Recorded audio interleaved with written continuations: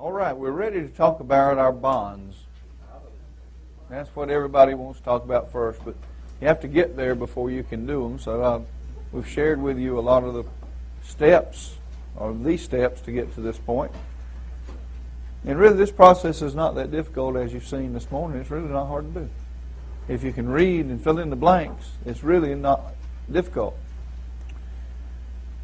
Now our bonds are what is known as bishop bonds. And they're called bishop bonds simply because a gentleman named Bishop formatted them.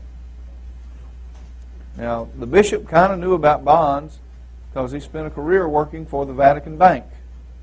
I think he knew what to do with bonds. He knew how to do it. Yeah. But these were formatted. These were sent to me by a friend of the bishop that was also a mutual friend of mine. I never got the opportunity to meet him, unfortunately. I would have loved to. But he heard that we were trying to help people, and he made these available for us to let us use them to help people across the country. And these bonds have been proven. They have been tested. There's people in this room have tested them. And they have been proven to be very valid. Had a meeting 2 weeks ago with a banker from a certain foreign bank and showed them the process. Actually, they came to the seminar and wanted to see the bonds. I showed them to them, and they told me that they would accept these bonds anytime. Yes, sure did, and we're in process of doing that. And when I get that situation under control, I'll be sharing that with some of you. Okay, maybe not all of you, but some of you. I gotta wait and see what some of you do yet. You know.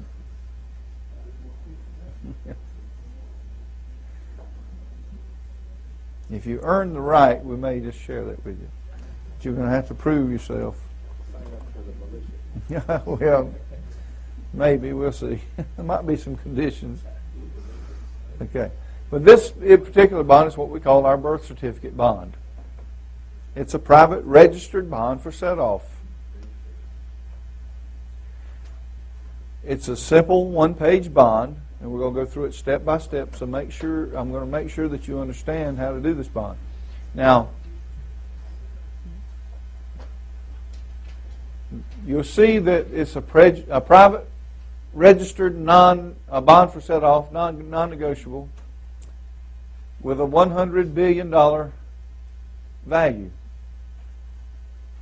It's routed through the certificate of birth, and this is the birth certificate number, accepted for value and is exempt from levy. Now when you go and open an account at the bank, don't you have to put something in it before you can use it? You have to have something of value, right? Well, that's basically what we're doing with the Treasury. We're taking the birth certificate. We know it has value. How much value does it have? Does anybody know? I do.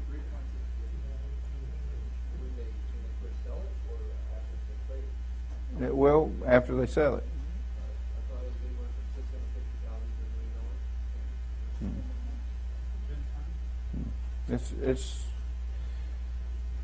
It's worth right now, the latest figure that I received, the average birth certificate is $1.2 trillion.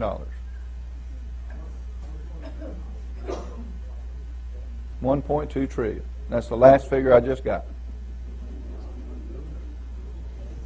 Okay, it's not much, I know, but you can manage. Well, we established the $100 billion mark a long time ago. That doesn't mean that's all you can do. That just means that's all we charge with this one certificate. I've got 5 birth certificates. If I want to do another one, I just do another bond. But I don't need $100 billion. I can't imagine ever needing that. I mean, it's just not. That's high finance, folks. Now, I can't imagine ever needing that. Just maybe I've got low horizons. But, you know, it's not about money with me to start with. It's about helping God's people, and that's what we're trying to do. It's about discharging your debts and getting free. That's what it's about. It's not about getting rich. If you're in here to get rich, you're in the wrong class, because that's not what it's about. Now, I'm not saying you can't do well with this process. But that shouldn't be your focus. Your focus should be getting free and getting your neighbors free and getting your friends and your family free. If you're in here to make millions of dollars, you're in the wrong place, because that's not what I teach. I teach discharge of debt.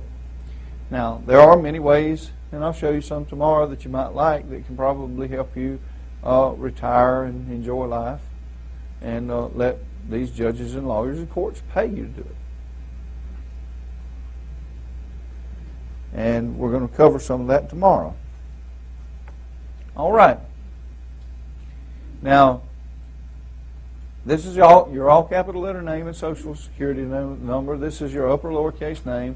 Issue date is the date that you do the bond. The bond number on this particular bond, and I want you to write this down, please. On the birth certificate bond, and only on the birth certificate bond, the bond number is the registered mail number that you pick to send it with. That's the only bond we do that with. This is the foundation stone of your account. We wanted a registered mail number, or a registered number there. There was rumors going around several years ago when we started doing this that you had to register this stuff through the SEC, but we found out that's not true. SEC is not required to register a bond that is drawn on the United States Treasury. That's a false rumor. Okay, and you can read it right there in the SEC rules. It says so. On any bond that is drawn on bond or note that is drawn on on the United States or any of its subdivisions is not required to be SEC registered. So we wanted a registered mail number, so I talked to an attorney, and we talked about different things, and I asked him about registered mail numbers from the post office. He said, it's a registered number, and it's registered in international commerce. So we picked one of those to establish our account. And this is the number that we put right here, the registered mail number that we use. Same as the bond number. So these two numbers only on the birth certificate bond are the same. Now, how many of these bonds have been returned? Anybody guess? None. Right answer. Not one of these bonds has ever been returned from the Treasury. Does that mean they're all good? The law says it is. If they don't return them with notice of deficiencies in 30 days, they have to honor it, period. Even if it has a deficiency.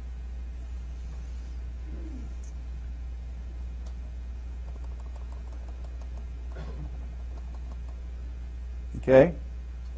Yes.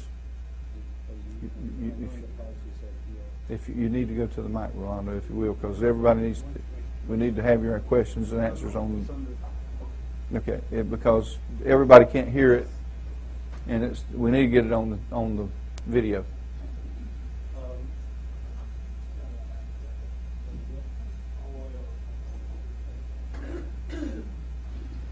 Hello? Yeah. Do you going to put on pay to the order there?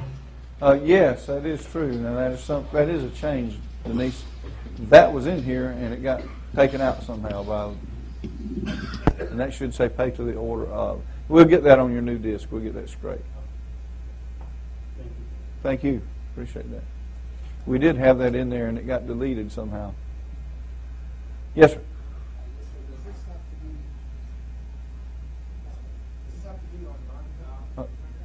You need to turn the mic on. Yeah, just leave it on.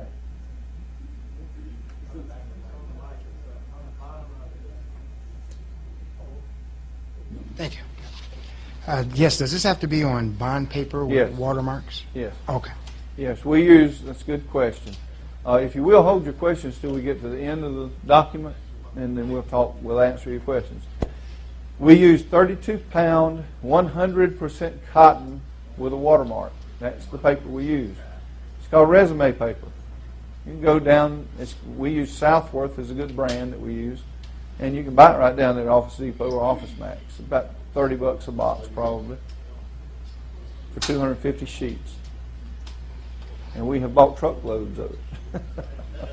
Go ahead and buy you a couple of reams and throw them in the fireplace and get used to it.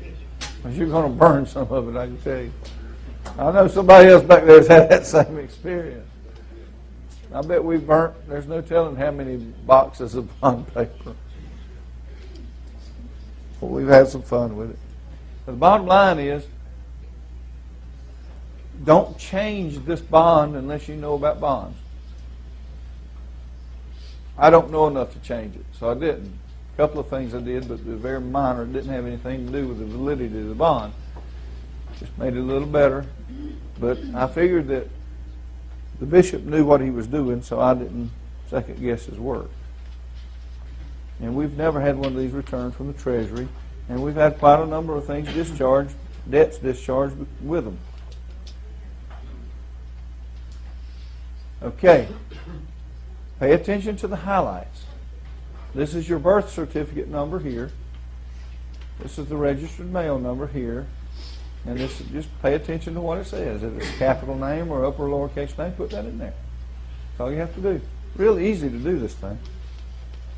Very, very easy. You don't have to worry about the orders. The orders are already laid out for you. Okay. Now down here at the bottom, there's some things that we want you to know about. Okay, right here, this is the expiration date of your bond. Every bond has to have an issue date and an expiration date or a maturity date. Now, on the birth certificate bond, unless you know the date that you're going to croak, and you're going to go on to be with wherever you're going to be, don't put that date down there unless you already know in advance. If you know in advance, it's okay. But most of us don't generally know. It kind of catches us by surprise normally. So, and it's probably a good thing. But the bottom line is this bond expires when you expire. So unless you know when that's going to be, just put your name there and it says it'll expire at the moment you expire, because this does have to have an issue and an expiration date. So when you expire, your BC bond expires with you. Okay, now at the bottom here we have sureties. Surety 1, surety 2, and this is the principal. Okay, we also have witnesses. Now, we need to talk about what those are. Now, sureties have to be people that are equal with you. That means they got to have the same type of account that you have. So if I do a $100 billion bond, and you go out there and do a $47 trillion, I'm not going to be your surety because I can't. And I have people do this all the time. One guy, they said, he was in one of my classes, he put 4 pages of zeros on the number on his bond. He said, that would be me. I talked about it. I said, why? What number is that? Well, I don't know, just a lot. Yeah, that's more than God has. It's a bunch of them, that's what I tell you. 4 pages of zeros is insane. Don't do stuff like that. Who's going to be his surety? Somebody with 5 pages of zeros? He can't have sureties because they can't insure him against dishonor. So make sure that you're equal. And I'll talk tomorrow about the doctrine of parity. I'm not going to talk about it today. But tomorrow we'll talk about that, why you have to be equal. Okay. Sureties need to be secured party creditors. They need to have their accounts established and they need to have their bonds in. Now, how do you do that if everybody doesn't have the process done? You do it at the same time. We have what's called bond parties. And all you got to do down here in Texas, if you want to have a bunch of people show up for a bond party, is just advertise you got a free keg of beer. And you'll get all you want. Okay, barbecue and beer, yeah, you'll get them all. Yeah, who could miss that in Texas? But anyway, people need to come together, and you need to communicate with one another here and find out who everybody is. You need to pass around and email this, and if you want to put your name on it, fine. If not, don't. But you need to communicate and work together. You've got to learn to work together. You need to start here with this group. The American people have got to learn to come together. If we don't come together, folks, we're not going to survive what's coming. We're going to have one another just to survive. So, it's okay to be sureties. Now, I know the Scripture talks about you shouldn't be a surety for somebody else, and I'm going to show you how we cure that. Because we believe in the Scriptures and believe in obeying by them, so we will show you what we do about that in a minute. Now, sureties have to be people equal to you. They have to have accounts. They have to be secured parties. They have to have that account charged and their bonds in and all this kind of stuff to be a proper surety. Okay? What do witnesses have to be? Have to be of legal age, sound mind, and like I said, we're not going to talk about that. And be able to fog a mirror. Basically it. If they can fog a mirror and they have legal age and sound mind, they can sign as a witness. Okay. That's all that's required. So make sure if you're not sure, check them. Okay. So what is a surety now?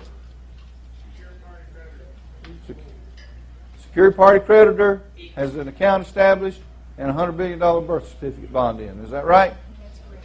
And an indemnity bond. We'll talk about that next. Any questions on the birth certificate bond? Now, there are a lot of people out there. Come on up to the mic if you have a question. There's a lot of people out here that do unlimited bonds. I don't know if they're good or not good. They just don't make sense to me. How do you keep accounting on an unlimited number? I don't know how you do that. I mean, I know this. Let me ask you this question. Now, if everything I've studied about financial instruments mean they have to have a sum certain on them, could you take an unlimited check and deposit it in the bank? Well, that's what you're asking the Treasury to do. Deposit an unlimited bond. This doesn't add up to me. There's a lot of things I don't understand, and there are a lot of people probably a lot smarter than I am, but that just don't get it for me. I don't understand it, and maybe I'm just too dumb. But anyway, I put numbers on my instruments. Okay. Can a family member be a surety on your bond? I prefer. There's no legal reason they can, as far as I know. But I prefer that they should be at arm's length and be not a family member is my preference. But as far as I know, there is no actual law that says they can. But the reason I shy away from it is because I know that notaries cannot notarize for their immediate family members from most everything that I found about notaries. And that's the reasoning behind why I do it that way. So, as far as I know, as I said, I don't know of any law that says you can't do it, but I think it's not a good practice. If one of your sureties passes, do you have to start over from the beginning? Not to my knowledge. I don't see why. You still got another one. You're still insured. Each one insures you for $300 million. So unless you're going to make a big boo-boo, you're still covered. If the debt you're paying off with a bond is $157,100, and knowing the amount will change, what should the size of the bond be? We're talking about others than the VC bond right now. That's okay. I'll answer the question. What I do, I rarely send anything under $5 million. And we'll talk about why I do that later, but I almost never send anything under $5 million because I really don't care. Do the sureties have to be the same as your BC bond? No, they do not. They don't have to be the same. And you don't have to have the same, and sureties on your bond can be sureties on somebody else's bond. Yes. Is there a space between the name and Social Security number in the body of the document? Yes. Yes, there should be a space. Do we write our birth certificate number with or without dashes? Okay, let me tell you the rule of that right now. If you're talking about the straw man, the number has dashes. If you're talking about the real man, the number has no dashes. That's when the rules of dealing with your Social Security number. If it's referring to the straw man, it has dashes. If it's referring to the real man, it doesn't. Okay? That's the rule across the board. Can sureties and witnesses be the same people? Not on the same bond. If a surety can be a witness, but a witness might not necessarily be a surety. It depends. They have to qualify. But yes, a surety can sign as a witness on a bond as well as witness can. But just not on the same bond, correct? They can't be a surety? No, you have to have 5 different signatures on these bonds. Witnesses and sureties can't be on the same bond. The same name can't be in both places, no. The BC number that is on the registered, BC number, I'm trying to understand the question here. BC number on, is that the registered, is the registered mail, I'm not understanding the question, the sentence structure I of it. think what they're probably wanting to know is the registered mail number the same as the birth certificate bond number, yes. Okay. Just read the question. BC number on, is that the registered mail number? Yes. The number, BC bond number is the registered mail number. They are the same number. Only on that bond, that particular bond. Why? Is because that's the only one I use it on. Because that's the way I want to do it. And I'm big and mean. Okay. If you're a naturalized citizen, do you replace the certificate of live birth with certificate of naturalization? Yes. If you don't have a birth certificate, we have used the certificate of naturalization many times, yes. But if you have a birth certificate, I highly recommend that you use that, yes.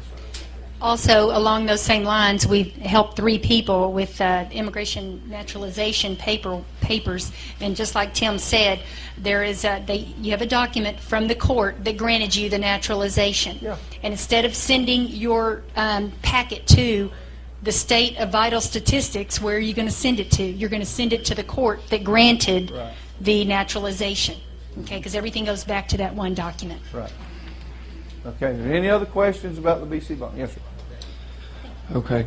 If you have some difficulty finding sureties in your state, are you not able to complete or start this process? What state are you in? Right here, Right. from Dallas. Plenty of them here. Okay. There's plenty of them in this room. But you said it has to be equal to what you're trying to put on the BC It bond. is, yes. Okay. They all have to have equal BC bonds, and they need their indemnity bonds. Well, they have to do their indemnity bonds because they have to do that to be a surety. Equal or above, or just the same? Well, it can be equal or above, but I'll tell you now, if you're higher than everybody else, who's going to be your surety? Okay. Because you got to be equal. You got to have parity in the law, and you can't do it without it. Okay. All right. And that's my story, and I'm sticking to it. Okay, John. I bet your mother loves you, didn't she? I bet you asked why 1,000 times a day, didn't you? Mama always told me there wasn't a stupid question. The only stupid one was the one you didn't ask. Okay. All right. I got an Indian fella who was wondering, he has a birth certificate from India. Can he do the process? Has he got a Social Security number? Yes, sir. Yes. Okay. Social Security is collected in about 367 countries. Tim, might want to cover, Okay. if anybody has an unlimited bond, to correct that, you resubmit your bonds. Yes. That's all you got to do. Yeah, that's all you have to do. And I'm not going to say that unlimited bonds are not valuable. I just don't know how to keep the accounting. Don't understand that. Since the Treasury is bound by general accounting practices or general accounting principles, how do you do that when you don't have numbers? I mean, it's just now I understand about unlimited bonds, and I've read about unlimited bonds because I've tried to understand it. And the only thing that I found in my research about unlimited bonds was this: that back years ago when ships came to the New World or to other places to load, They would issue an unlimited bond for the cargo to insure the cargo of the ship in case there was an accident. Well, the reason that they didn't insure it, put an amount on the bond when the ship left, is because they didn't know what the amount was going to be. And so when they did the ship's manifest on the cargo, that established the amount on the bond. And that's where the unlimited bond practice came back. It goes all the way back to ancient Spanish sailing ships. And that's how they declared the value, was by the ship's manifest that listed the cargo. So it actually was not an unlimited bond after the ship was loaded. It had after they started putting cargo on, the manifest dictated the amount of the bond, and it was up to a certain. It was unlimited up to a certain amount, I'm sure. But anyway, that's how the unlimited bonds were designed to work. Well, we're not in that system here today. I'm not sailing all over the world gathering cargo. Okay. So any other questions about this bond? Very simple bond.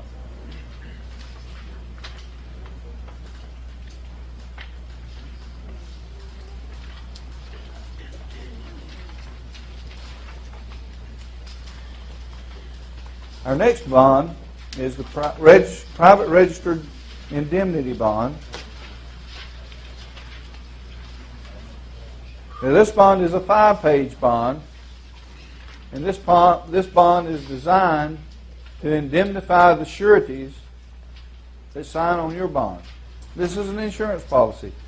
The Scripture tells us not to be sureties, and so what we felt like we did need to do is protect our sureties from any injury for signing on our bond, and so we issued a bond, and we also cross-referenced their bonds and our bonds intermingled. So they insure us and we insure them. Surety 1, Surety 2. Now, this is the registered mail number. Where do you get the registered mail number for this bond? The red tag that you got registered on your property list. Okay, the value of this bond is $300 million. Each person is insured with 2 of these, which is $600 million. And that's a pretty good boo-boo, $600 million if you make one. I don't think you'll make an unintentional $600 million boo-boo. It'd be kind of tough. Okay, now on these bonds they have an issue and a maturity date. This is not a misprint. The maturity date should end 1 day, calendar day prior to the issue date. That gives you an exact number of years. And this is a 30-year bond. Okay. Now, this is the principal's upper lowercase name and his all capital letter name underneath it in the Social Security with dashes. Okay. Comes the bond number. You remember that little list of numbers I told you to reserve? Okay, this is one of the IB numbers. This would be your 3 initials, IB 0001 if that's your first. The second one would be 0002. And you can write 9,999 of them.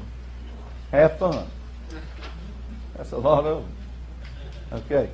Now, you can write off of your $100 billion bond. How many of these could you write? 3,000? Would it be 3,000? Be a bunch of them. So I don't think you're going to run out anytime soon. Okay. But this is probably, there's few of these that we write in indemnity bonds. We use them for other purposes as well. We indemnify court cases sometimes with these. But other than that, we normally use this for indemnifying sureties. Now, your surety information is right here. This is the upper lowercase name of the surety. And this is the private offset. This is the private registered indemnity. We need to change that in this. This is wrong. That's supposed to say the private registered indemnity bond here. Here and here. This is the one we found that mistake. Okay. Yeah, it should say exactly the same as this up here. Should be right there. We're going to correct it on the disc. We'll give you the disc out in the morning and you'll have it corrected. Okay, this is the bond number of your surety's private registered indemnity bond right here. He does one just like you do one. Okay, and this is the United States Post Office registered mail number right here that is on that bond. This is his private offset account number, which is the social with no dashes. Does everybody see that? And are you clear on that? Because I want to make sure you understand that. Okay. All of this information on these two lines right here are for surety one. This is his upper lowercase name. This is his indemnity bond number. The same type of bond you're doing for you, he did one too. That's his bond number. And this is the registered mail number from that bond. That links his bond to your bond for security. That's what we're doing. We're routing through other bonds for security. We're layering. Okay. Now, this is surety number two's information. This is his private offset account number, which is the social with no dashes. Just put in what it says. This is his indemnity bond number and the registered mail number for it. So you are indemnified for $600 million, and they are also. Everybody has one similar. So you're indemnifying them.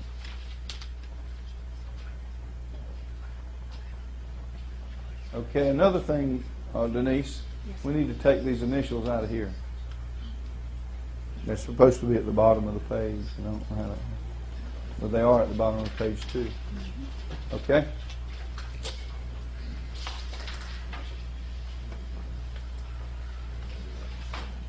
We'll get it right.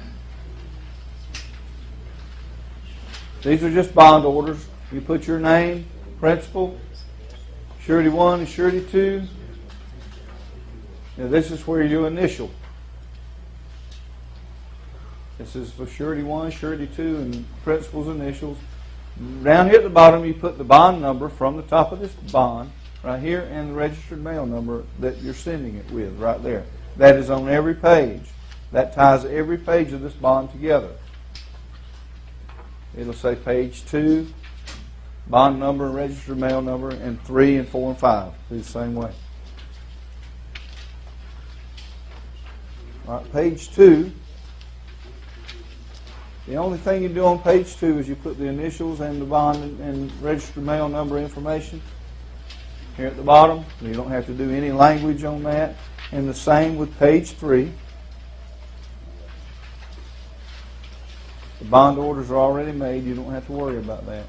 You initial it and put your bond number and registered mail number on page 3. That's all. No bond language you have to do. Page 4, we've got to put some information in. Page 4, in E, you put your address along with the bond number and maturity date. And that comes off the face of the bond.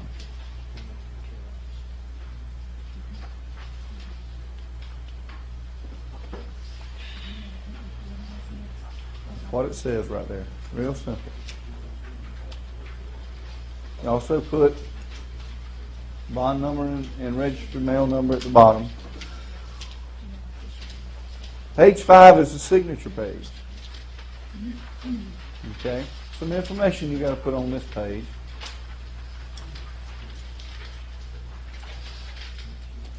Okay. Now, this is the bond number here. And this is the signature. This is the day that you signed, which should be the same as the day you made the bond normally. 2009. Okay, surety 1's initials, surety 2's initials, and principal's initials. And here is the signature line. Now, this is where you fill in the name, upper lowercase name, and social without dashes. And this right here is right thumbprint. You can't read it, but that's the right thumbprint. You put that right out here and up over that where you sign. What color do you do thumbprints? Why? Because it's pretty. Okay. red indicates a blood seal, but that's what I'm told anyway. Sounds like a good story anyway. Okay, now down here you have to put in the signature date for the witnesses, and witnesses should see you sign this bond. If they didn't see you sign that bond, how are they being witnesses? That's why you need bond parties, so you can come together and you can work on these things together, and you'll have all the people that you need to sign all of the signatures. Now, when Denise throws this big barbecue and free beer for all y'all to come over to the bond party, her and Lloyd, boy, that's going to be nice. Can I come? You bet. We'll have some good old Texas barbecue. But you really need to come together and work with one another. You've got to do that, people. Yes. Just had one question about the signature, and this might be a stupid question, but do you still use by, colon, and then your signature? I don't. You don't do that? You Okay. can do that if you like. It's your choice. Not required. I don't use it because I've already designated what my signature is on my earlier in my actual constructive Okay. notice documents. I've defined who I am, so Okay, thank I you. can use it. I have done it both ways, but it's not necessary. That's my opinion. Okay. Now, what do witnesses? Who are witnesses? What requirements do they have to have? There you go. Yeah, they do need a thumb. No, the witnesses don't have to have a thumb. They don't even have to have thumbs. Legal age, sound mind, and fog of mirror. Okay. And that's how simple that bond is. That's a $300 million indemnity bond to insure you, insure your sureties, insure you, in case somebody makes a big boo-boo, because somebody's going to. I'll promise you, in this group, we've got somebody that's going to mess up. When I was in Charlotte over there, actually it was in Raleigh, I had a guy there that knew more than I did, and maybe he did. Don't take much, but he kept wanting to argue about things, say he knew more. Well, last time I heard, he was getting visited. He wrote 19 bonded promissory notes to purchase. I told him not to do it. Last time I heard that he was being visited by the boys in black. Probably going to give him a new address.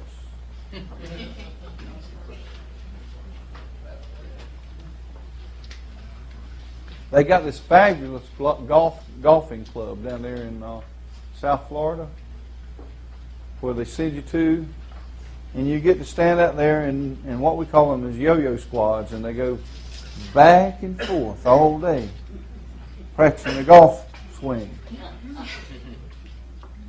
It's called a grass swing. And they get to practice all day long like that. So they make good golfers, I know.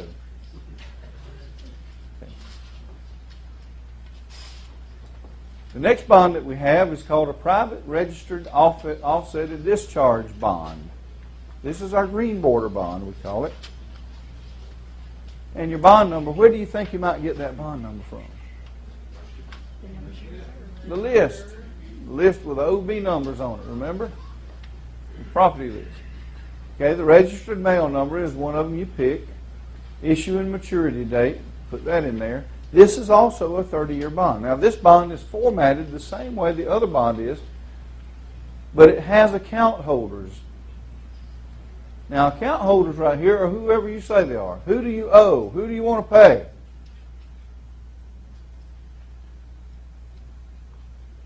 Wachovia Bank, Lending Tree, First Franklin Finance. It doesn't matter if they're holding a debt that you want to discharge. You need to put their name here. You don't need to put their addresses or any numbers on here. Just the name. That's all. You want to write that down there? Just the name. I get that question a lot. Only the name is required right here. And they're account holders. Now, how many of them can you put on this bond? $300 million worth. That's how many.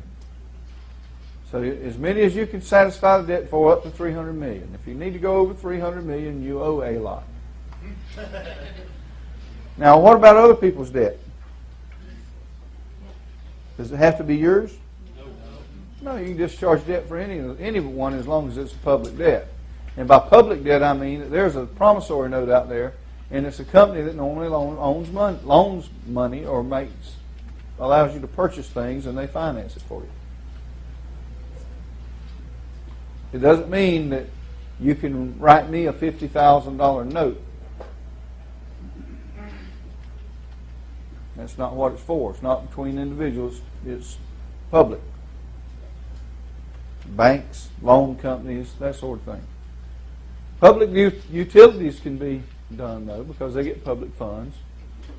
But don't. And I got this question just yesterday. How do I pay my light bill? You don't. You'll make a deal with a public utility to give them a couple of $1 million bond to give you a lifetime of electricity, go for it. But don't go down and try to pay your monthly bills. If you do, they'll shut it down. Nobody will get anything. You'll lock them down. That's what they did in Las Vegas. Everybody was sending them their car payments and stuff to pay. Why don't you just pay the darn car off? Just discharge the whole amount. Why would you discharge a $600 payment when you can discharge the $36,000 debt with the same instrument? Now, I'm not a rocket scientist, but and I was dropped on my head. I know for a fact. I got documentation to prove it. Got witness statement. Okay. Pay to the order of the Treasury. That's correct. And 4, your upper lowercase name. This one lays out just like the other one did, basically. The information is filled in exactly the same way. But you just add your account holders. And that's whoever you want to pay. If you want to pay your student loan off for your kid, or your child, excuse me, kids are goats. I was informed of that the other day. Your child, go for it. If you want to discharge your mother and father's mortgage, go for it. But put the mortgage holder down here. Put the person down that you want, or the bank down, or the institution down that you want to discharge the debt for on this bond. It's important that you do that. And when you send this in, you're telling them, we're going to send you presentments for these people to be discharged. And you're setting it up for that, for the discharge is what you're doing. Other than that, this bond lays out exactly the same way. Yes, sir. Hypothetically speaking, I know you're not supposed to create money with this stuff. I'm not about to do that. But in my community, there's a hospital that needs some help. Absolutely. I'm trying to build a new hospital. So I'm sure that, I'm not sure how that would work out as far as they're trying to get money to build a hospital. Now, I don't know if they're getting money and creating a debt. I'm not quite sure logistically how to pull this off, but I would love to Give them a bond. give them a promissory note, bonded promissory note. Just give them a bond. Okay. They can use it, ledger it as an asset into the company and use it. Great. Yeah. Just give them $100 million. Who cares? Okay. And then name a wing after you.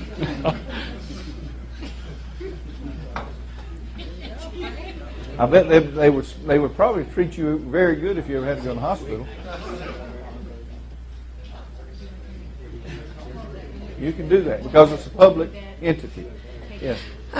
You have multiple pages per bond. Yes. We knew the bishop. He riveted them. Are you riveting them? No, I don't. You leave them separate? I always have, and you can do that. There's nothing wrong Or with glue that. them and then rub That's it the heated. reason I put my bond, my page numbers and my bond and my registered mail number on the bottom of the page. That ties them together. That's why I do that. But yeah, you can do that, sure. But I don't. I've done it a time or two, put them in covers and did all the little brass, little doohickeys and all that stuff, done all that kind of stuff. It didn't seem to make any difference. They honored them anyway. Okay. Anybody else have questions about that? Okay, let's, There's questions here, Tim. okay. See if I can fabricate some answers. There you go. If you want to discharge other people's debt, do you put down their name and who they owe the money to? No, just the institution you owe. What do you want to discharge for? Is there a limit to how many bonds you can be a surety for? Yes, as many as you want.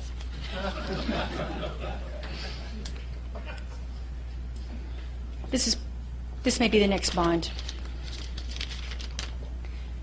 Please ask for common courtesy. There is too much chattering while Tim is talking and others are asking questions, please. Okay, you chatterboxes, knock it off. Okay. Yeah, please be respectful of other people. When we have this many people, if 2 or 3 are talking back there, it really makes the sound real difficult. What if later on you wind up with, like my son or my brother, and I want to discharge something to them? Do we have to, we don't put the name on this bond, what do we do then? I'll show you next. Okay. You just put the company you want to discharge for on here. That's all you put on this one.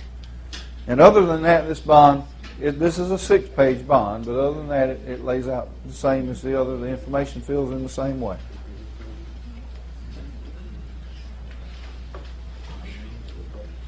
Yes, sir. Go ahead. Sorry to interrupt. I had one thing to add. If we have something we want to add in the future, we just send another bond with the updated list. That's a good question. Sure you can. You can send one of these every 3 days if you want to, as many as you like. But the bottom line is if you know something, maybe you know that you're going to buy a car through GMAC or Ford Motor Credit or through a particular bank, or if you've got a bank that you might be planning to do a mortgage through, put them down. You can put as many down as you want to. You don't have to use them.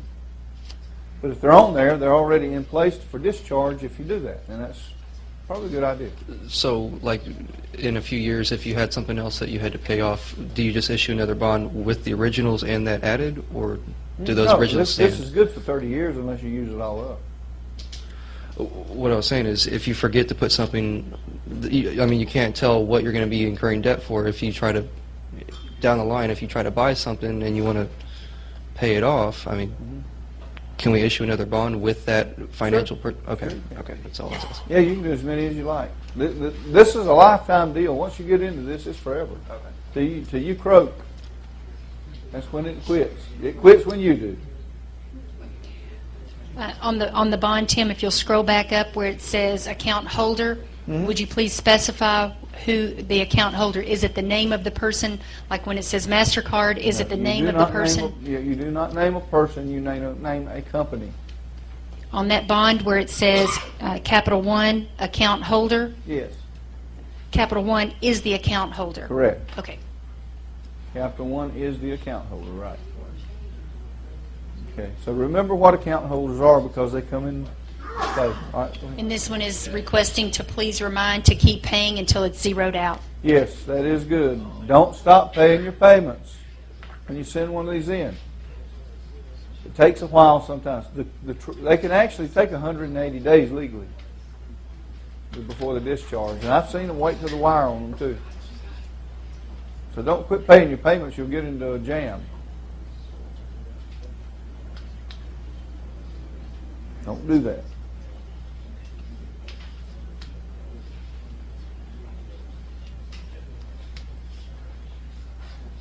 Okay, and like I said, this is exactly formatted the same way. Information is filled in the same way as the other bond. This is just has an extra page, that's all.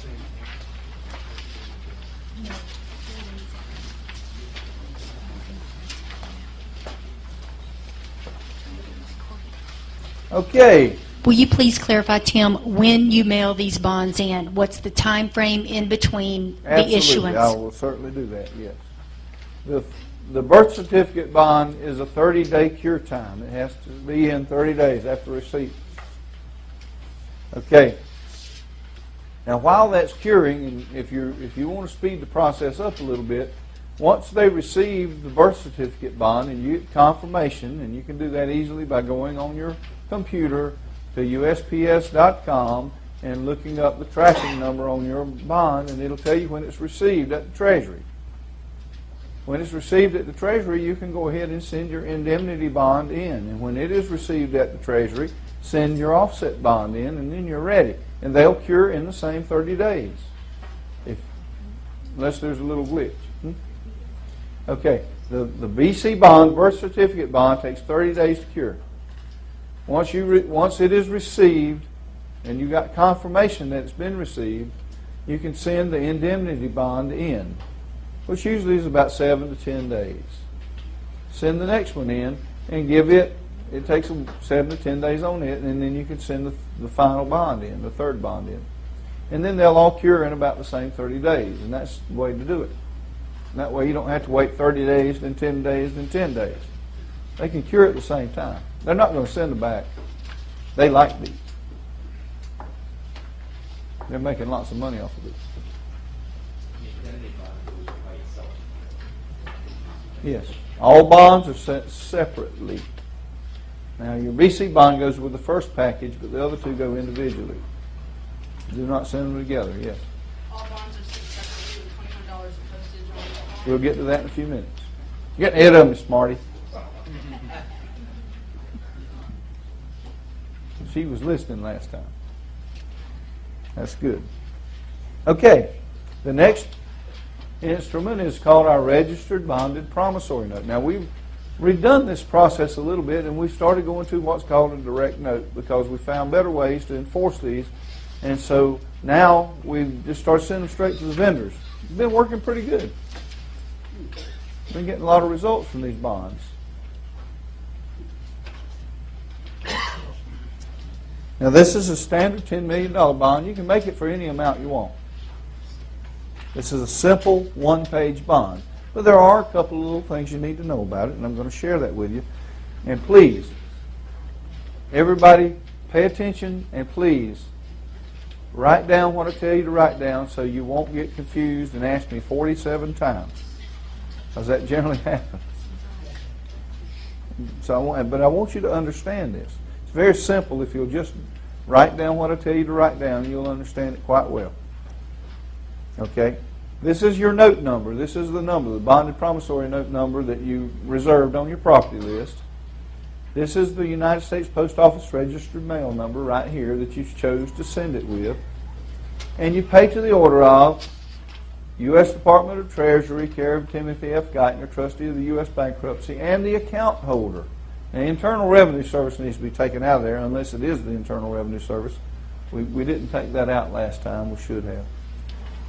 Okay. The account, who are the account holder? Who is the account holder? Right, it's whoever you want to pay. Who you want to discharge the debt for. So the account holder is Citibank, Ameriquest Mortgage, or whatever it is. That's your account holder. In the amount of $10 million, that's just you can change it if you want to, do whatever you want to. I'm going to talk about that a little later, why we do what we do. For credit to is the account holder, which is the same that is over here. For the all capital letter name of the principal who signs this bond. That is your name if you're doing this bond in all capital letters. That's your straw man name. Okay, write that down, please. That's the straw man name of the person that signs this bond, the principal on this bond. Any questions on that?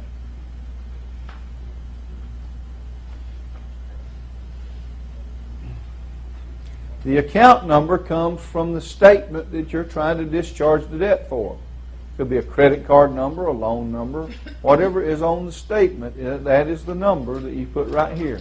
So please make a note of that. That comes from the statement that you're trying to pay.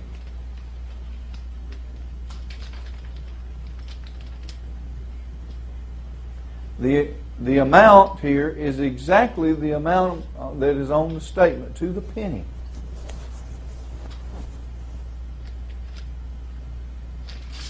Plus interest, penalties, and extra fees. Okay? If you're paying this for yourself, you put a period after fees and you delete the rest of that line. if it's your debt. If it's somebody else's debt, you include for the benefit of the all capital straw man name of the person that you're paying the debt for, and that should be the person that's on the statement that you're discharging. The all capital letter name on that statement is what that is for the benefit of. Cousin Jerry, you got a question? No, I got a little information. Treasury Department rules state that they're supposed to give you a receipt when you send these in, and you're supposed to send them a self-addressed stamped envelope for the receipt. So far, we haven't been able to get them to do that, so I guess we're going to have to get after them all the time, and I never got No, any me receipt. neither. But that's their requirements. Yeah, I used to send one with every bond. I never got anything, so I quit doing it. Probably are. Yeah, we were sending them in, and they never responded. So we quit doing that. Okay, does everybody understand the for credit too? Very, very easy. Makes sense if you think about it. Remember, this is a check. This is simply a check. The bonded promissory note is the same as a check you would write. Now, the question I normally get, can you put multiple account holders on this? Well, let me ask you a question. Would you put multiple account holders on a check that you write to discharge a debt or pay a debt? No. You treat it just like a check. One debt, one note. Bill? If you're going to offset somebody's mortgage per se, if it's a joint account, do you have to put both their straw man names on there? No. Just one? Just one of them, either or. Either or? Yeah, you don't need but one. As long as one of them's on there, and the account number, and you've got the statement accepted for value, it'll find its way. Okay, now the routing through part.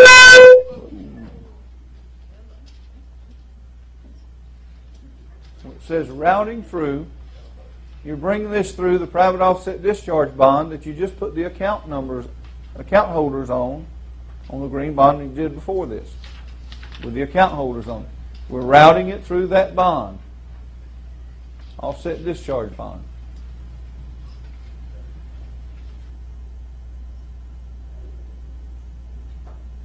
Okay, you have it there where it says routing through, and down here in number 4 you have it again, the bond number as well as the registered mail number from that same bond.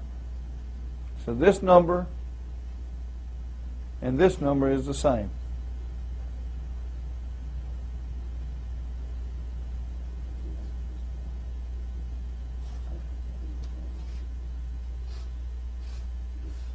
Everybody understand that? Make sure you're clear.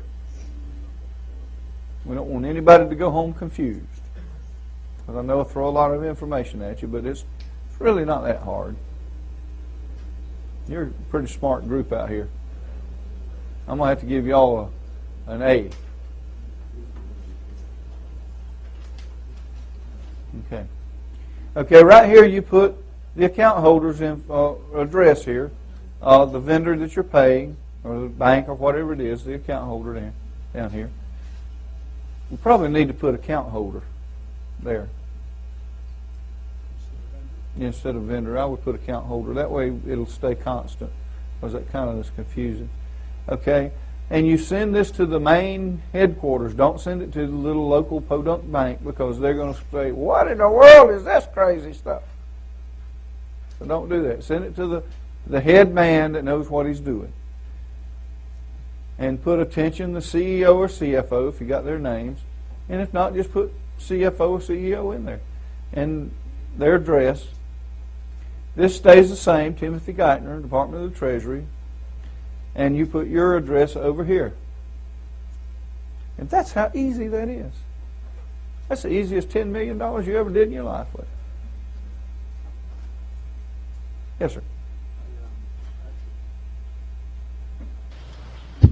Came across a list of CEOs for major companies and their EIN numbers. If anybody needs that, I can try to find it for you guys. Yeah, if you can come up with a site. Yes, sir, absolutely. We love that.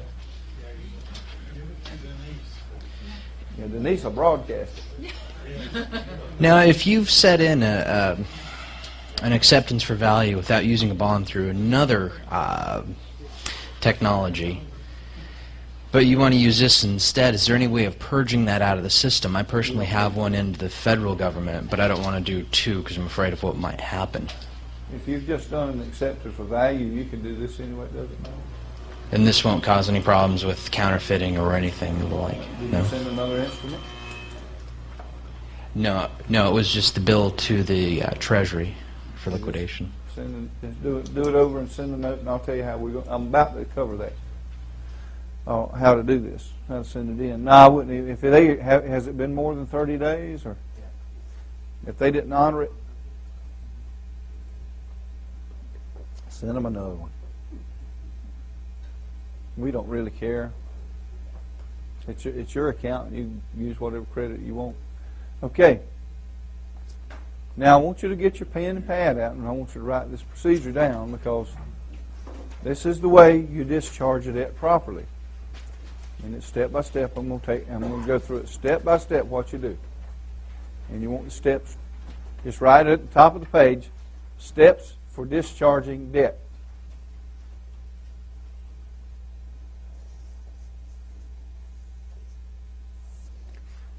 The first thing that you have to do to discharge a debt is you have to have a bill to show proof of the debt. You take the bill or the statement and you accept it for value on both sides and endorse it. Fill out the stamp and sign it, date it. The stamp shows you where to put all that. Step 2, you create the bonded promissory note to discharge the debt. Now, how much would you say you got a $350,000 mortgage? How much would you use? How much of a note would you write for that? I'm going to do $10 million. Yeah, I'm going to do $10 million. The reason I'm going to do $10 million is because, remember, I put the Treasury Department in there as payee along with the bank, because I'm partnering now with Big Brother. I just made him a partner in this claim. Okay, and I'm going to give him $10 million, and guess what's going to happen when they don't honor my note?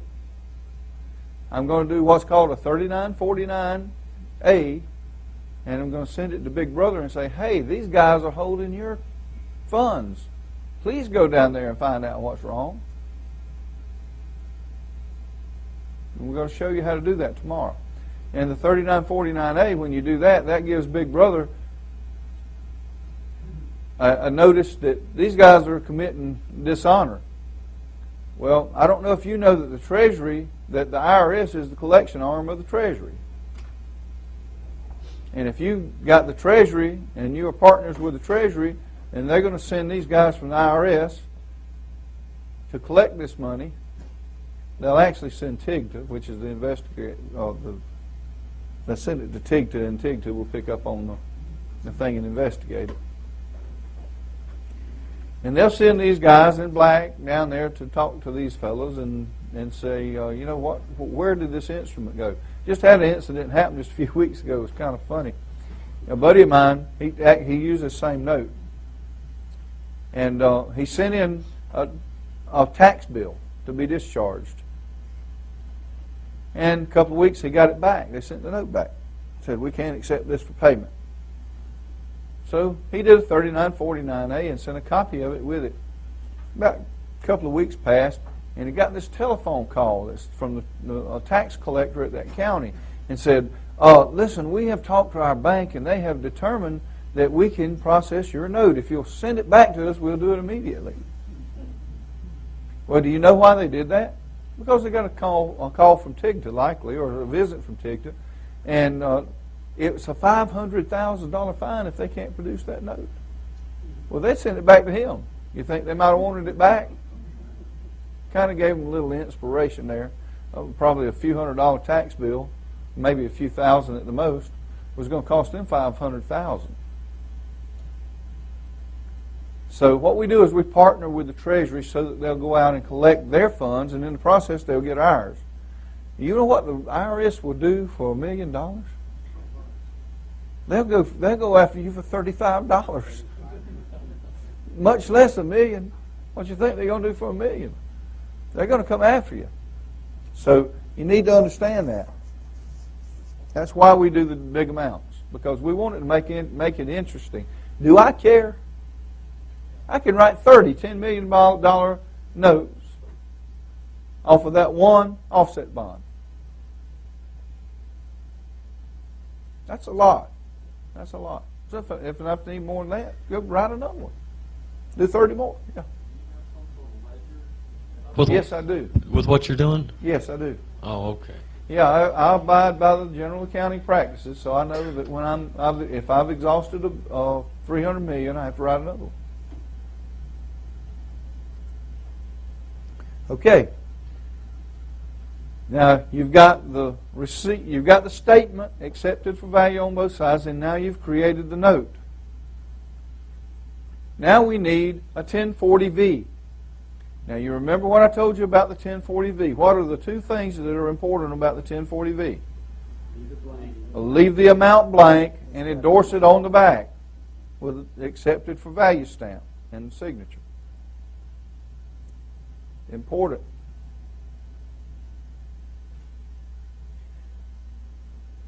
Okay, you include the 1040V.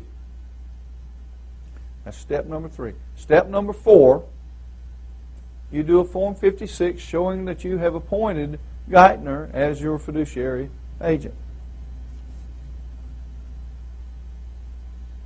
You just Xerox a copy of the one you sent him, that's fine.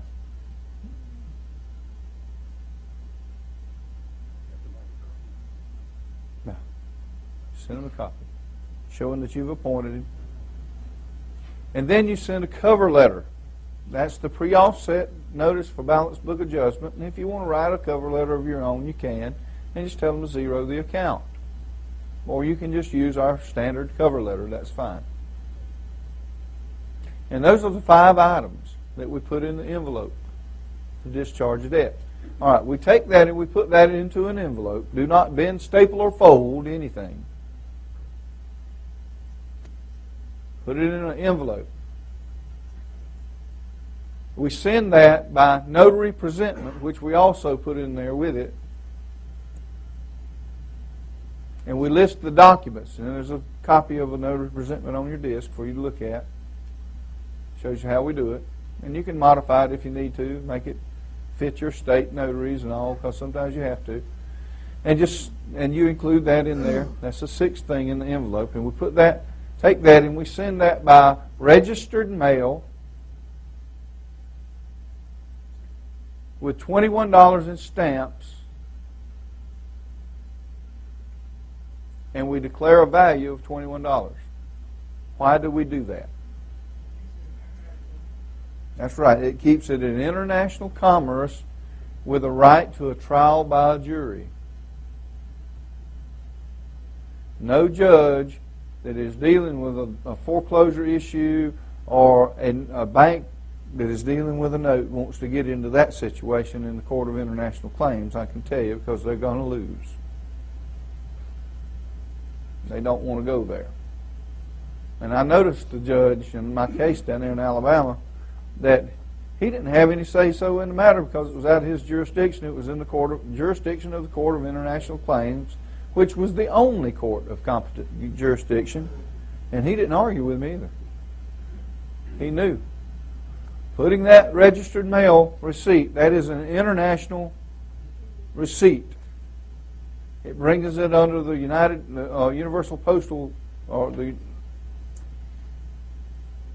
International Post Office is what it brings it under, yeah. Thank you. Brings it under their rules.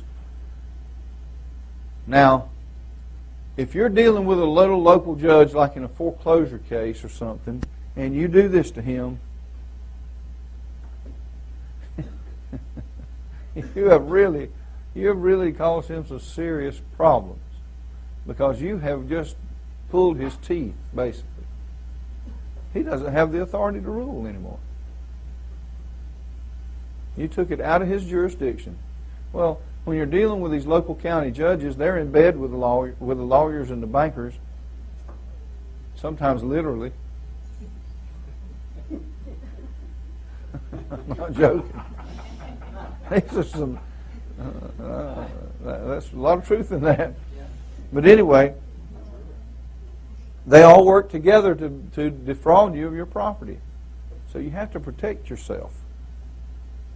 First of all, you got to know more than they do. And you probably already do know more than most of them after just this one weekend. Because they really don't know much. I've learned that. But they're good at fraud. And foreclosures are fraud. Tomorrow I'm going to show you about that. Okay? Now repeat to me what you do to discharge debt. I gave you the steps. Okay, let's let one person read it. Who wants to read it? Go ahead. Stand up at the mic, please, and read it. Step number 1. You have to obtain a bill or a statement and then accept it for value on both sides. Correct. Create a bonded promissory note to discharge debt. Yes. For example, a $350,000 mortgage debt, you would send a $10 million bond. Yes. And I wasn't quite sure about this part. Are we sending this whole package to the vendor or to the treasurer? Yes, to the vendor. Okay, and so if they hold it and refuse to offset or refuse to zero the account, you send a 3949 form to the IRS. Yes. To make them go get their money. Right. And then you also include in the documentation you have a 1040-V to the IRS with the bill, and you accept it for value, or is that extra? No, that's the 1040-V is accepted for value. Is doing that. Okay, so you accept the 1040-V. Then you send a 56, an IRS form 56. Yes. With the cover letter, and then you put it all in an envelope without bending anything, no stapling. And you send it registered mail with $21 postage. Okay. Notary also presentment. Put the notary presentment in there with it as well. Okay. And you keep a copy. Okay. Is everybody clear on that process? Thank you. How long do you give them before you file that 3949? 30 days from the time they receive it. They're required to process this. They're required to process it before the close of business on the day they receive it, but they quite often don't. But they can send it back. We give them 30 days because the law says they can send it back if there's a defect up to 30 days. They can deny it up to 30 days if there's a defect. But then they have to send it back to you before the 30 days is up within that time period with the note of what the defects are. They have to notice you. Yes? Okay, lay it on. Okay. If it will help, I'll add the steps to discharge debt on when we create the new Please do. CD. That would Okay. be great. Yay! We're going to give you a raise. I love that, Tim. Just Double a couple zero. of nickels. Double zero. Double yeah. zero. Thank you. Yeah. Okay. One thing I did need clarification on.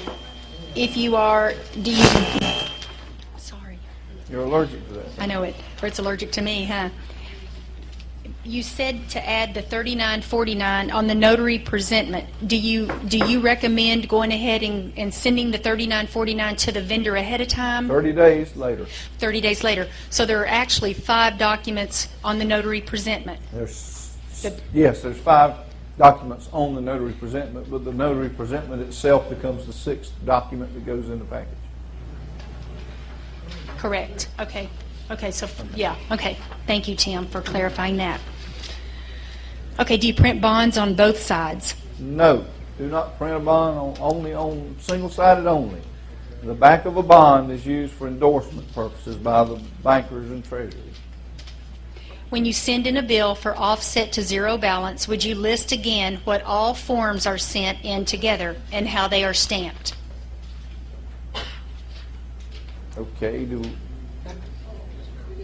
I think we just did that. We just answered that one. Yeah.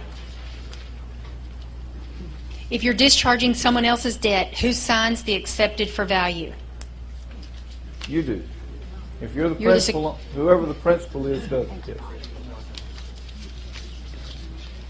Should we send a copy of the 3949A to the PN to show them we know what we are taking or what we're talking about? No, do not. You're not supposed to send that for 30 days. Fair enough. Where do we send the list? What list?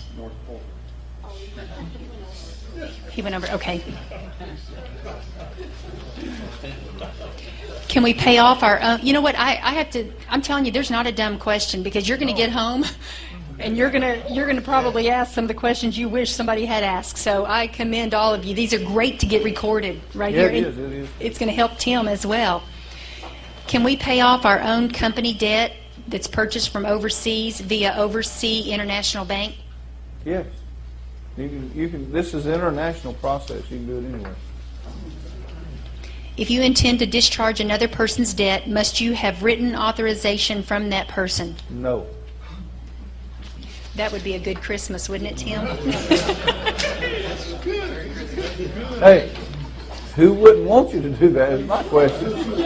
I'd be real concerned about that person. Why are they making money on the bond process? Because they want to. That's why. If the debt that you're paying off with a bond is $157,000 plus, and knowing the amount will change, what should the size amount of the bond be? Of the note. It says of the bond, but it should be a note. Be the note. Yeah. The amount of the note should be plenty to cover it, but like I say, I rarely put less than $5 million on a note because I want the Treasury to have enough to interest it to go collect. Because it's my partner in this, because I made them co-payee, and so that means they own their share of the note. Yeah, they go down and get their share. Yes, and that's what I want. Don't you think that would be a good partner to have, the Treasury? Oh, what instruction? Well, yeah, you can do that. That's a good question. Let's ask the question. Are you going to talk about how the funds will be allocated? Okay. Okay. Directions to the company. What I normally do, I make it real easy. I do it in 2 words.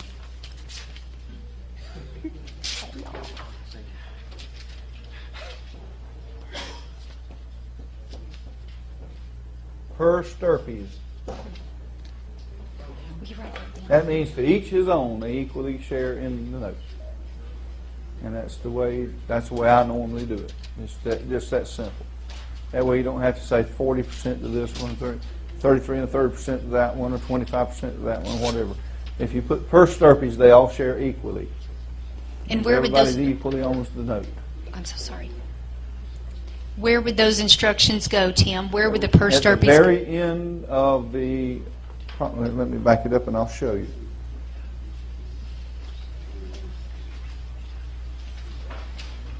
And you can signify or let them know what you want done. If you want to give one 50% and the other one 25%, you can do that. That's up to you. It's your fund. So the easiest way to do it, unless you have a specific reason to, is just put per stirpies. Right here at the end, after you put the final account holder in there, per stirpies, where it says pay to the order of, and they know what that means. That's an insurance term that means to each his own. Everybody shares equally. It's a beneficiary thing. On insurance policies, they did that. They do that when they want. Say you got multiple beneficiaries on a policy, and say you got $1 million policies, and you got 5 beneficiaries. Each one gets the same amount, $200,000. That's the easy way to do it. Okay, and you can designate exactly what you want, but other than that, that's the easy way. Is the discharge of debt a taxable event? Number one, because you're the account holder. No. You want to? No. It's not a taxable event. No, it's debt. It's not income. Perfect. Number two. Number two is it a taxable event because a third party, or for the third party that you're paying the debt off for? If I loan you money and you pay me back, did I make a capital gain on that? Mm-mm. That's the same thing we're doing here.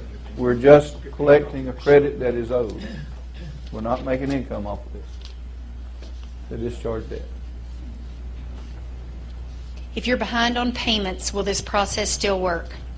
Yes. Probably work faster than probably be glad to see something. Is there someplace we can obtain an accounting ledger template or format that would be useful for our own record keeping? It's called Excel. Thank you.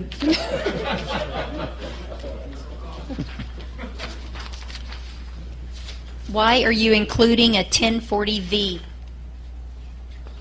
Because that is the evidence of the exchange that that the IRS routinely uses to make transfers from accounts. That's why we include it. V meaning voucher, huh? Yeah, the voucher. If you're sending multiple bills from the same company, do you need to send in more than one envelope, or can you send, if you have two accounts with MasterCard, can you send both of them in the same envelope? Everything separate. One note should have its own envelope, and it should be one debt.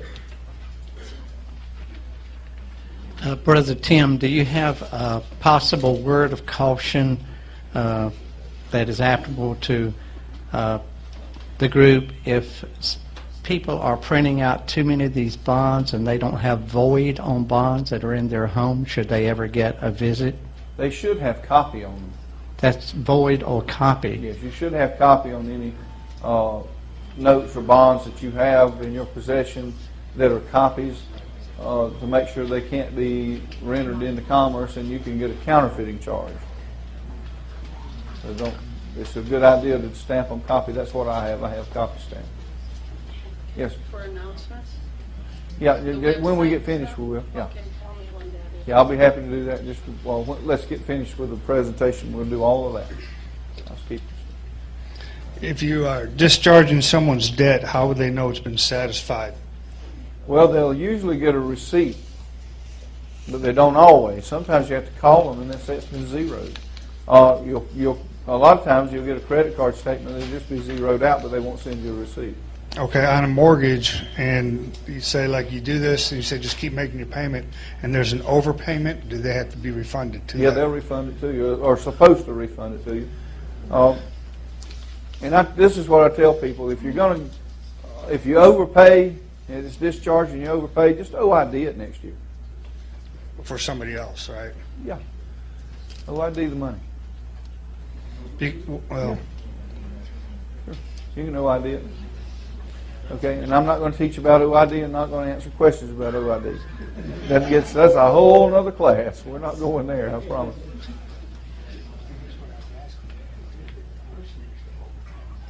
Okay, are there any questions about that process, how we discharge debt? Very simple process. You see how easy this is? It really is. What if you owe a corporation money you borrowed on your ranch or something? What can you? Is it a promissory note through a regular loan company or just a private? Just a promissory note to a private corporation. No, sir, you can't do that. That's crossing the public-private barrier, and you're not a transfer agent, and you'll get in trouble for that. Okay. How about if it's recorded in the courthouse? If there's not a public promissory note from a loan institution, it's not allowed. Now, I've got a friend right in this area actually that did that. Corporation to corporation, a $250,000 note here a while back, and they canceled his bank account. When they deposited it in the bank account, they shut him down. And he got some nasty letters from the Treasury, and you just don't want to go there. That's not what you want to do. But do not cross that line. Don't cross that line. You don't want to go there. I'm telling you. Couldn't you get a public loan and pay that one off and then pay off your public loan? Sure. You can do that. A private loan is a little different animal. You don't want to go there. There's no provision in the law, to my knowledge, to discharge a private debt. Because you can do it through a transfer agent, but you're not going to find anybody who will do that. Okay, and not in this country. All right, we need to talk about mailing and filing procedures. Okay, please write this down because you've been a great group. I have to admit, I'm going to have to give you all a good grade. You really have. Much better than most groups I teach.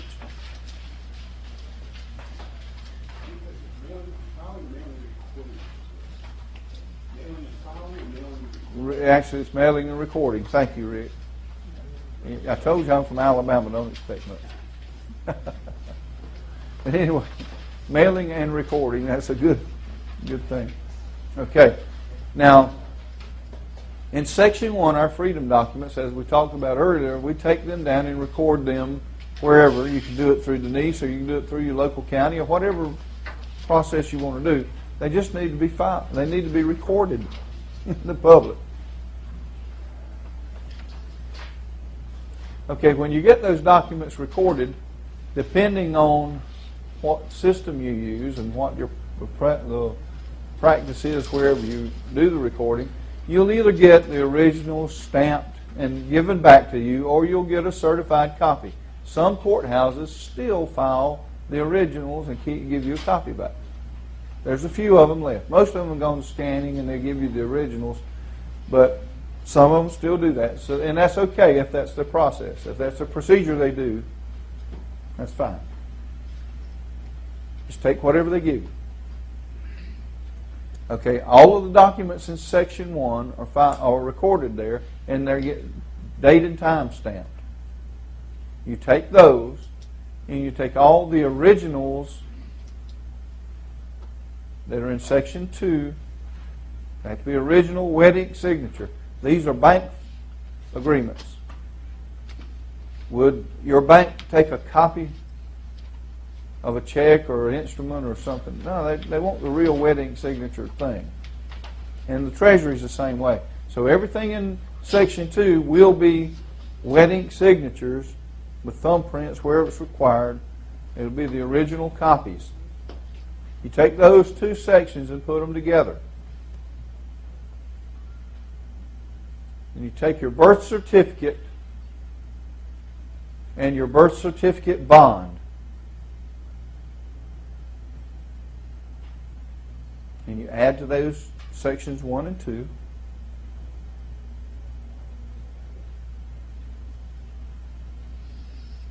Okay, everybody with me so far? Okay, you need to make a copy. Always keep copies, but you need to make a copy of all that. Okay, for your records. Okay, you need to send that package after you've made a copy to the United States Treasury by registered mail with $21 in stamps and a declared value of $21.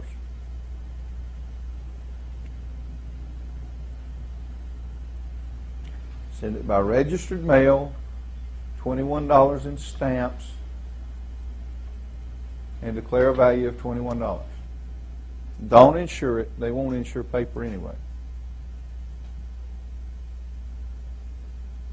Okay, everybody got that? I send it by notary presentment. And I put a copy of the notary presentment in the envelope, and I keep a copy. The notary presentment will list all of the documents. And when I list documents on the notary presentment, you remember the tracking numbers that I told you about? Make sure you put those down, because that identifies that specific document. The ones that don't have tracking numbers, list by name. And then at the bottom, list where they're filed or where they are recorded. Sorry, Rick. Where they are recorded. And put your recording numbers, your LIBOR number on there.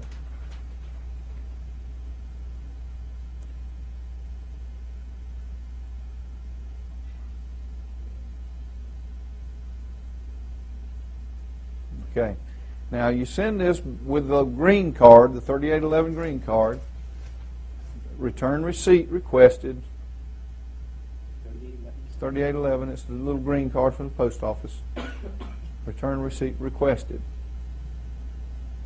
Now when it gets received and they sign off, Mr. Middleton at the Treasury signs off on it and sends you back that card, and I've got dozens of those things. from Mr. Middleton. They'll send it back to you, and you take that and keep it with your copy of the notary presentment. You've got proof that they received it and what they received.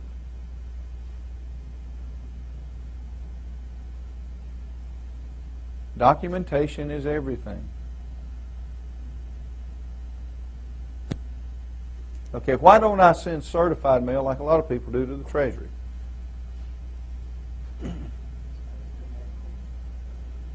One reason, because it's in international commerce. What's the next reason?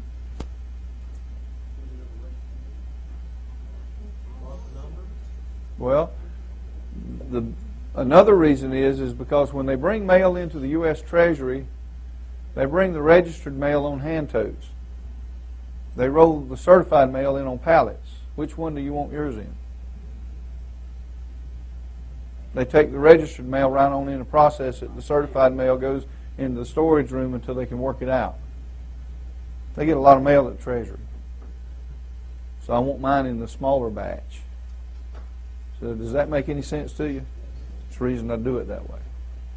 The only thing that I ever got returned from the Treasury was sent by certified mail by mistake. I actually paid the post office to send it by registered mail, and the postmaster refused. I paid for it, and she took and changed it and put a certified sticker on it instead. It was returned. And it said the instrument was torn in half, and with a little note, handwritten note on it, it says mailed improperly.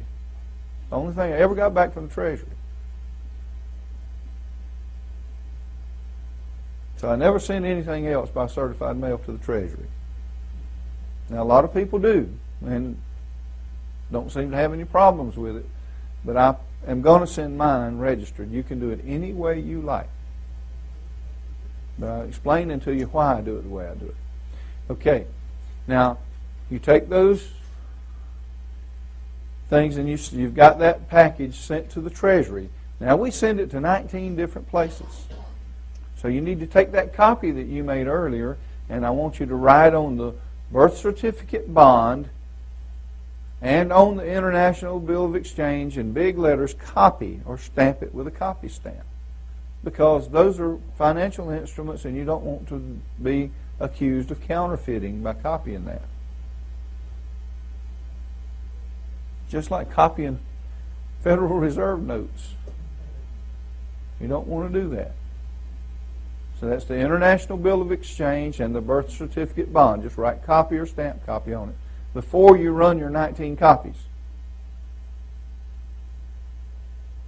And this just Xerox 19 copies. And we send that to 19 different state and federal agencies that are on your address list. Now the federal agencies are already formatted for you, and thanks to Denise, they're formatted to go on 2x4 Avery labels. If you put them in your printer, it'll print your address labels right out in just minutes. Thank you, Denise. Saves you a lot of time. Now, there are 4 places in there that have information for your state. I didn't put it in there for you. You're going to have to do something for yourself there. So go look up the information. Now, the one that says Bureau of Vital Statistics, and please write this down. Bureau of Vital Statistics is the state in which you were born, not necessarily the state that you reside in. The others are the state that you reside in.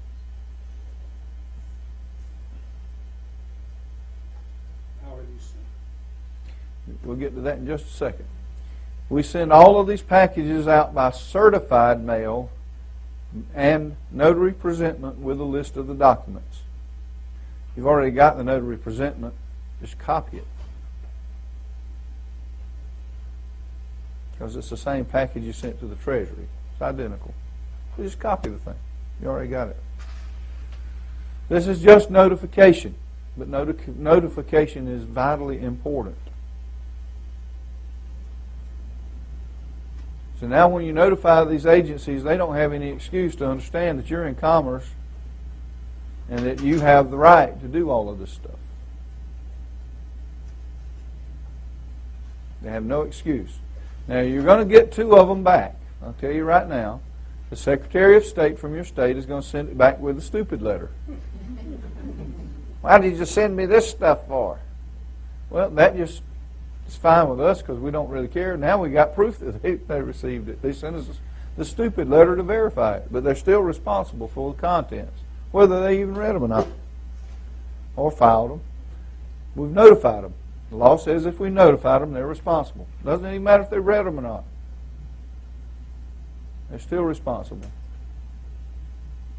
You're going to get one back from the Court of International Claims with another stupid letter.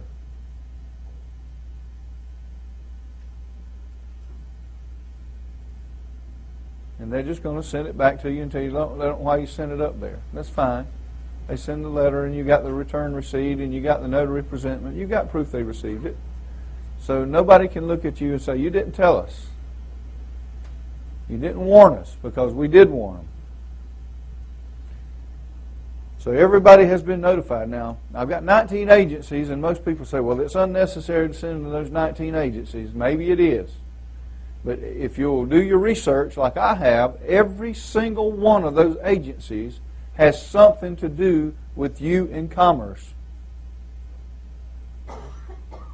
Every one of them. And that's why we notify them, because we want them to know who we are. We want them to know that we're a secured party. Got an interesting letter the other day. It's kind of interesting. I've never seen this before. But there's a designation now for a secured party, an American secured party. The INS has a designation called that now. I thought it was interesting. American Secured Party. That's new. I hadn't seen that before. Got a letter the other day.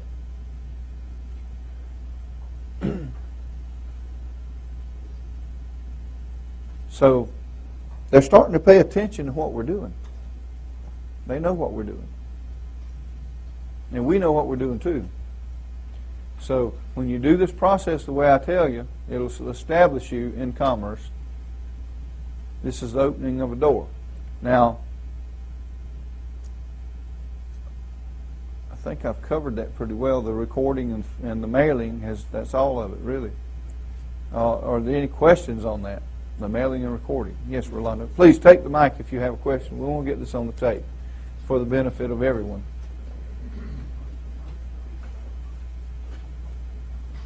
Hello? If there's any way that the steps that you just mentioned could be added to this, the step-by-step? Doing it now. Thank you. Thank you. Yeah, we've been working trying to get that done, but it has been, oh my goodness. I have not had the time, honestly. But we're going to take the time now. Yes, Randy? I just talked to my brother-in-law, and it seems that about a month after all my documents were filed, 2 individuals appeared on his porch with FBI badges wanting to know what my politics were. Have you, I don't, well, I do other things, so I'm on their radar anyway. I was wondering, have you ever had agents checking on politics of anyone else who's done this? They've been checking on on me all over the nation. So I get reports all the time. So good, and that's most likely why they're coming, because I have other reasons that would be more unsettling. Yeah, they check on me because of the paperwork that we've got going on. Doc, you want to tell them what Miles told you about the visit he had here a while back, a few weeks ago? If we'll come up to the mic and tell him. I thought it was kind of interesting. He was talking to a fellow that got a visit.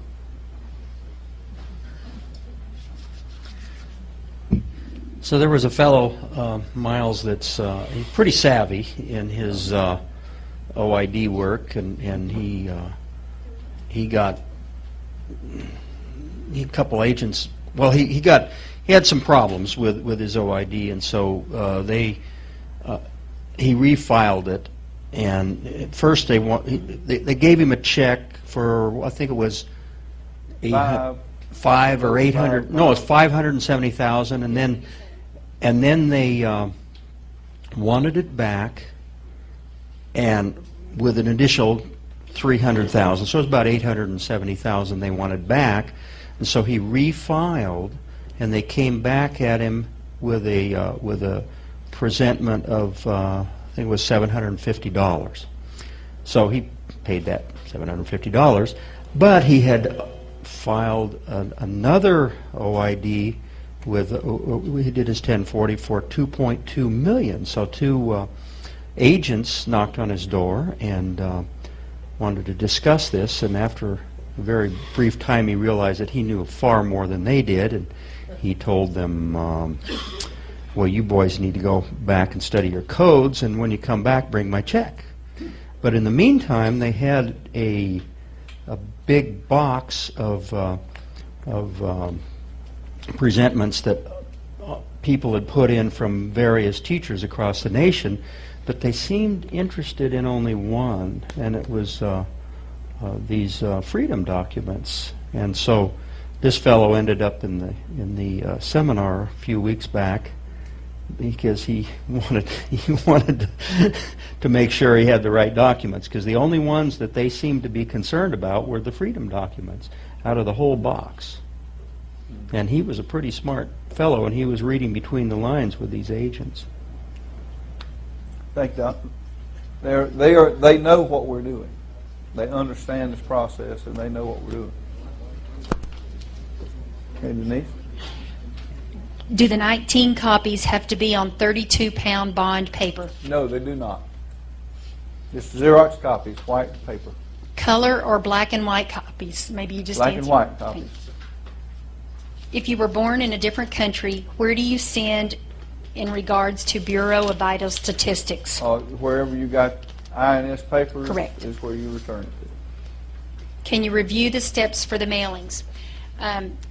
If you don't object, tomorrow afternoon, I will bring a completed package. In fact, we have a gentleman here that will actually be completing his paperwork.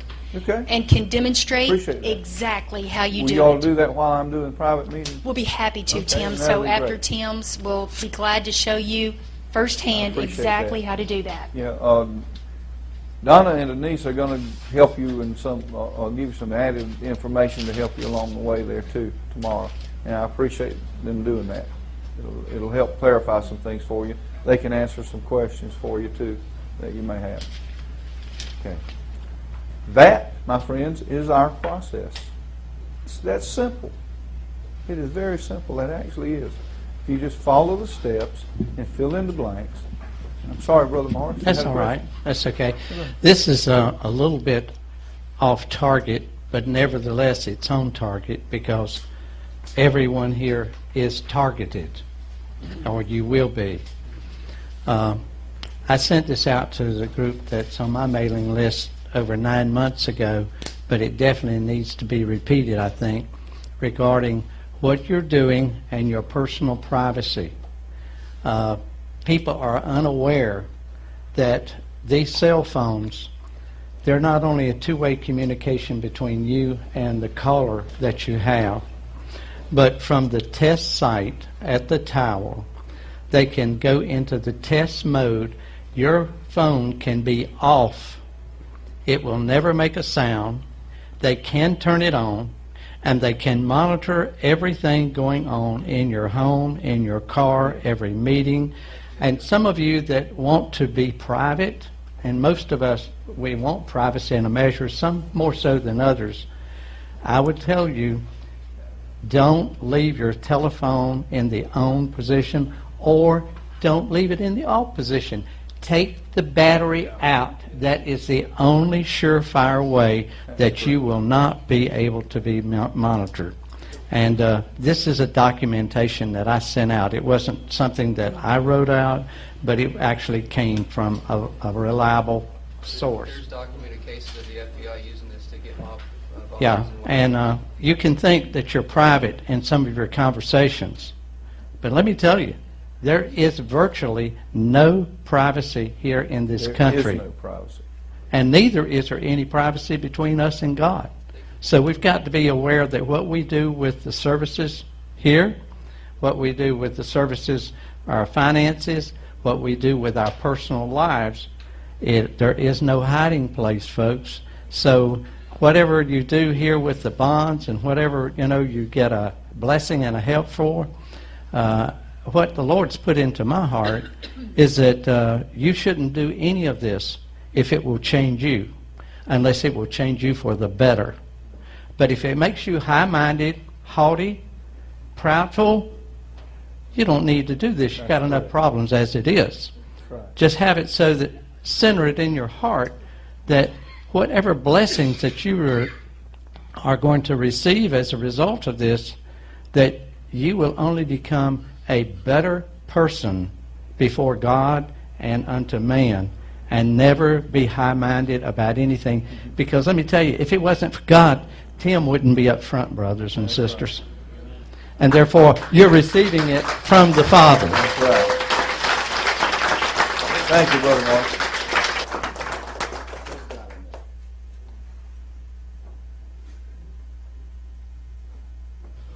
A word on privacy.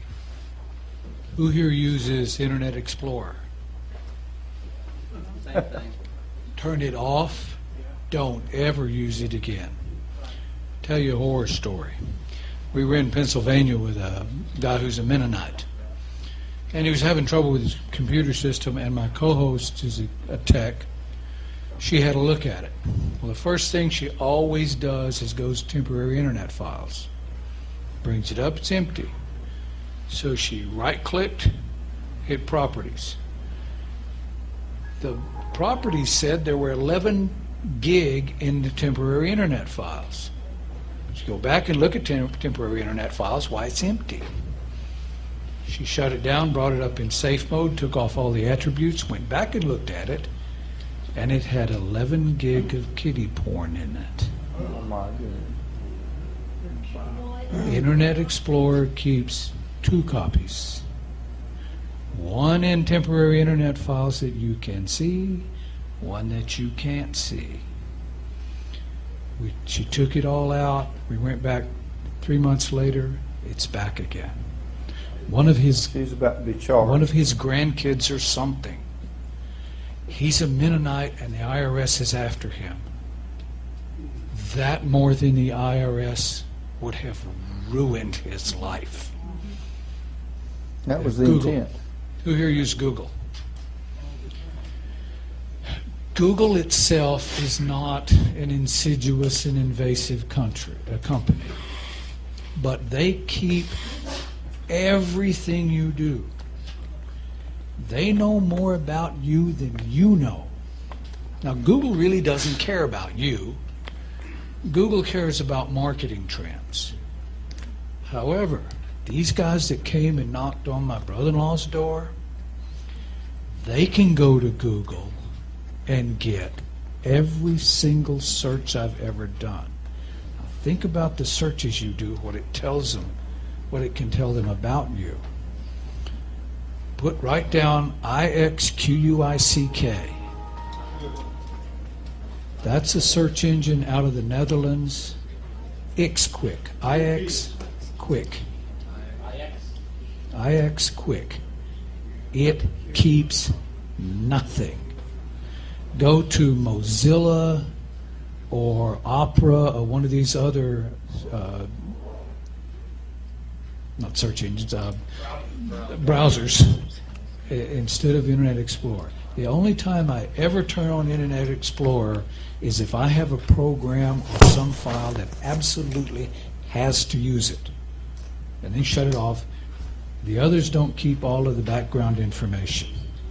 And IXQuick, it doesn't give me all the searches I need sometimes. Every once in a while I have to go to Google.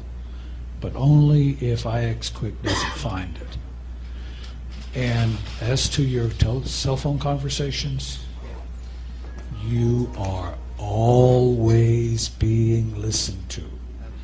If you are not, always assume you are being listened to. That's the only way you'll ever be safe. We had a guy in North Carolina. FBI came and arrested him. They said they had 12,000 hours of recordings on this guy. Don't doubt it.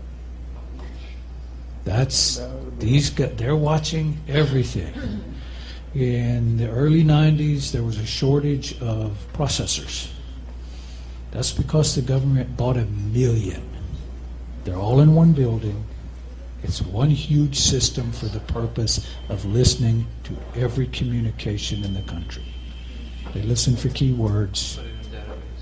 Yeah, and you say the right word, it locks on, it records it, it watches it. Called Echelon. Everything.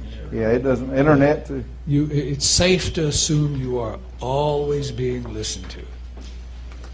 That's the part I get into. Thank you, Randy. Folks, I have given you the process, and I hope that you'll take it and use it. I think Donna has an announcement that she needs to make. Come up to the mic, and we're going to adjourn and be back in the morning at 9 o'clock. There's no sign-in tomorrow, but we'll start at 9 sharp, and tomorrow is going to be a lot of fun. Well, my name is Donna, and I am from the Omaha area, and I went to my first Tim Turner seminar the last weekend in February at Tempe. 2 weeks later, I was at the Denver one, and now here I am at this one, and I am hosting one the first weekend of June.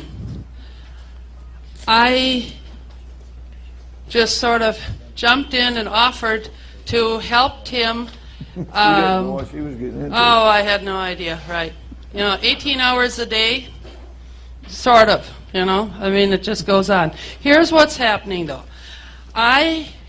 And this is just because that's all I know how to do, is I did this one website. Now, you guys have asked for different things, like a lot of questions. You want to know the order of the documents that go in the envelope. Well, there are many different scenarios. You want to know steps of different things. You want to just have loads of questions. Write this down. I'm going to have you write down a bunch of stuff now, because I'm not going to get home for a while, and this is going to be to your advantage if you want audios, if you want all this different stuff. Their website is Turner Class, because I thought I was going to class. turnerclass.blogspot.com. And I think this Blogspot has a connection with Google. Sorry, but hey, I didn't know. Whatever. Anyway, turnerclass.blogspot.com. You cannot blog on it. It would make me go nuts. It is just my website, and I'm telling you this tonight now, so all of you who have computers or internet access tonight, you go open it up, and I've written so much now, it's on 2 pages. And you just scroll through and see what's on that thing, okay? I've got like 7, 8 sections already. I am doing it for you and for me. I am one of you. I've got to get my documents done. I've got a mandate for the next 2 weeks. Now I finally did what's on that website. All the people who were in Tempe, all the people who were in Denver, they're all emailed into timturnerclass@aol.com. That email is my email.